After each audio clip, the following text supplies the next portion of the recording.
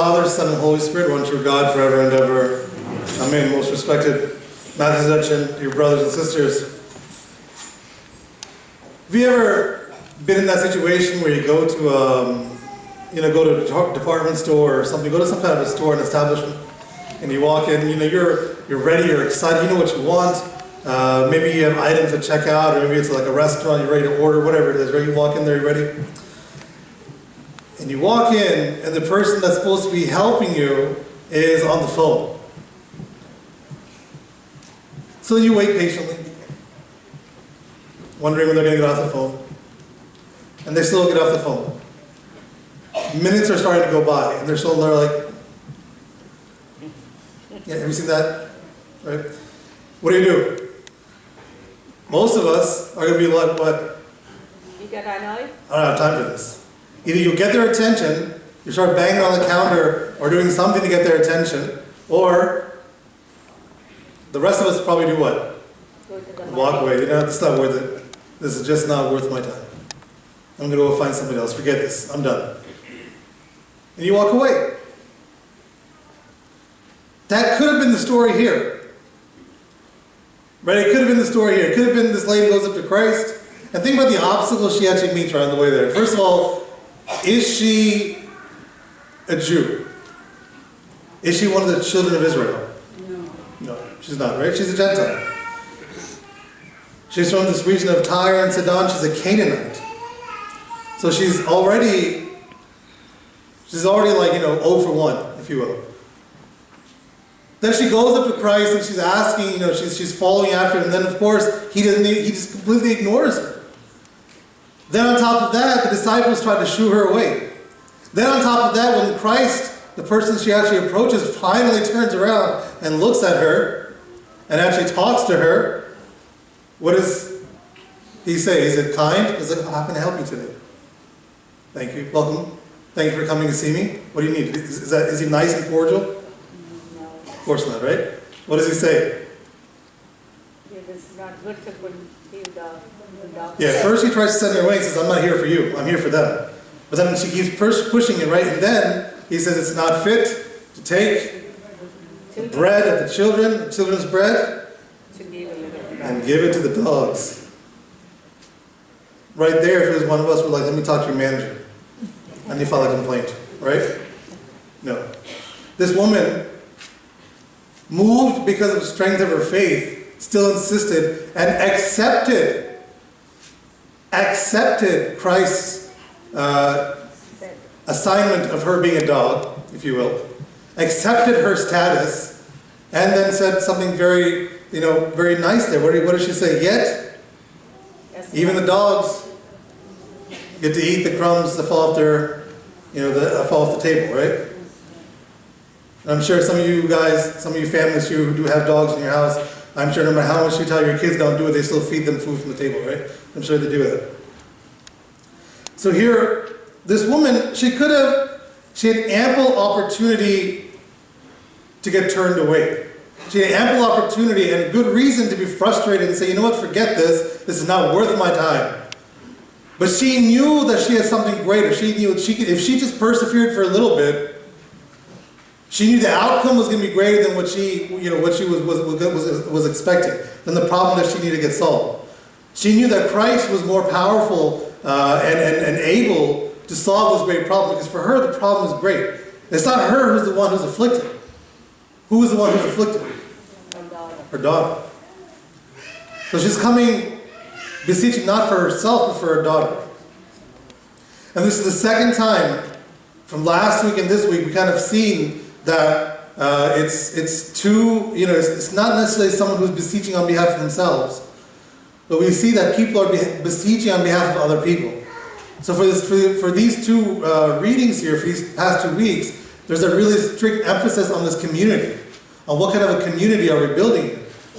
Are we the kind of community that kind of shuts people out?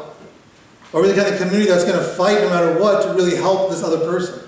And in this case, it's a family member. And for many of us, we're estranged from our family members. This woman was not going to let anything stop her from going and asking the Lord to help her.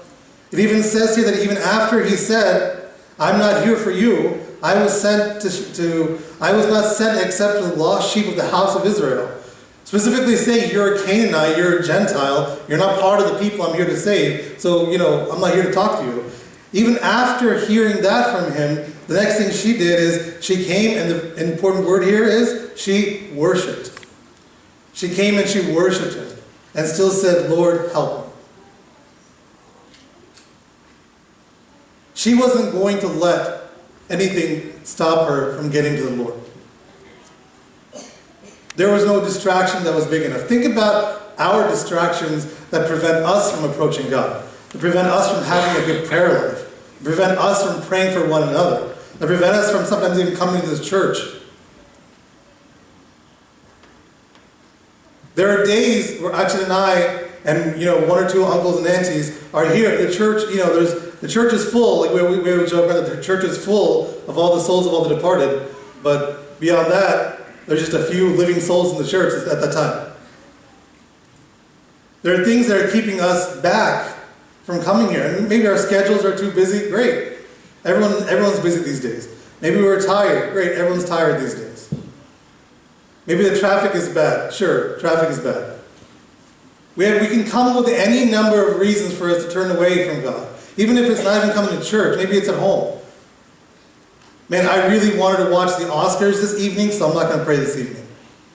I really wanted to watch the All-Star game, so evening prayer is going to get shot because the All-Star game. I think there was a Super Bowl a few weeks ago, so I really, we can't come to church. Even though the Super Bowl starts at like 7 p.m. or something, I still can't come to church on that morning because I have to get the house ready. I have to make sure my standing order at Buffalo Wild Wings is ready so that I can go and pick all that stuff up for the Super Bowl. We can come up with any number of excuses to distance ourselves from God. Those excuses are really, really easy to come up with. But this woman here, she wasn't going to let anything stop her. Those 4 friends from last week that we read in the account of the paralytic, they're not going to let anything stop them. There was no hindrance great enough from stopping them to approach God. And for them, for these 2 incidents that we're reading here, the hindrance, I'd say, is much greater the hindrance we face nowadays.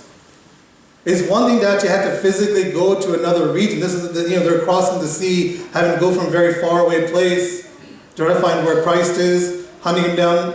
We don't have to do any of that. For most of us, we don't even have to leave our houses. For most of us, just come over here to this church. We can all get in the car and drive here. At most, maybe driving an hour. The hindrances that are in our way, a lot of times we put them there ourselves. And we want that excuse to be there. But this woman here was not going to let anything stop her. Whereas for us, do I feel a cold coming on? I can't go to church today.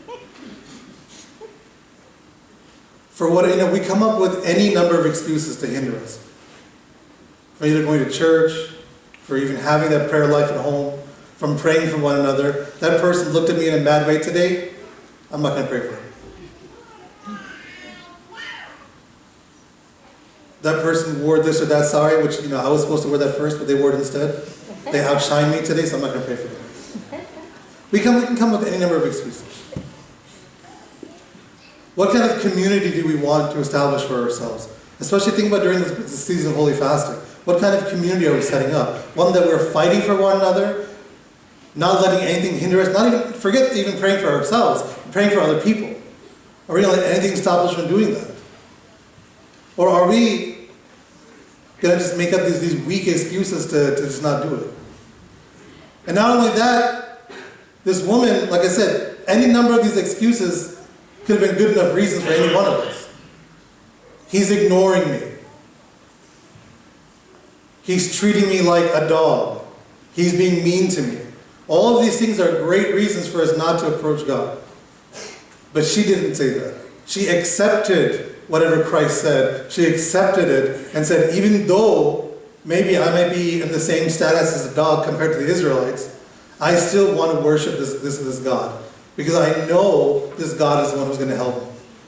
And then he marveled at her. Why does he always marvel? Because in both cases from last week and this week, in both those cases, Christ marveled at the faith of these people. And it's the faith of these people that allowed the healing to the other person to happen. It was the faith of the friends that healed the paralytic. Not only healed him, but God also forgave his sins. So even by our own faith, the sins of other people can be forgiven, which is why we continue to make intercession, not just for those who are living among us, but even for the dead. Because God can see our faith for our departed ones, and maybe even forgive their sins, even though they can no longer pray for themselves. God saw the faith of this mother and then was willing to heal her, even though all these insults were being thrown at her, all these hindrances and roadblocks were being put in front of her. I pray that we have even just a small fraction of the amount of faith and perseverance of those friends and of this mother. Because God will see that faith, and He rewards that faith. During this holy season of fasting, may we continue. And if we haven't already been, let us begin. Let us begin seeking God in the same way, in the same fervor that these people have been seeking for Him. Because then God will see that faith, will marvel at that faith, will rejoice with us along with that faith, and then grant us those prayers. Not just for us, but for the community, for all those who are in our family, for those all who are around us, and even for our departed. All praise, worship, glory, and honor to the blessed Trinity, the Father, the Son, and the Holy Spirit, now and always, and forever and ever. Amen.